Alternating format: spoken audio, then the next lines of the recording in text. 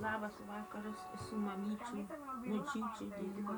Kad pasirodymo metu pamiršau kelias žingsnius. Tai buvo nuostabu stebėti, kad moteris nepasimetė ir tiesiog komunikavo vienas judesiais. Pasveikino Lėlyčių, gražių geltonų, Tai buvo ypatingai šaunu. tai mano mėgstama labai spalva, Kai viskas pavyksta itin gražiai. rožės, paskui Man Monika ir Norbertas tai yra tie du žmonės, kurie tiesiog kūrė tą salsą gyvena ir jau kažkam iš mūsų reikia įdėti daugiau darbo, daugiau pastangų. Tai jiems tiesiog Dievo duota ir dar drėbtelėta. Lėlytės, tokios labai gražios, jos labai ilgai laikosi labai ilgai, tos dalytės ilgai nenyksta. Tokios gėlytės labai ilgai laikosi, nenuvysta jos labai gražios ir labai raudonos.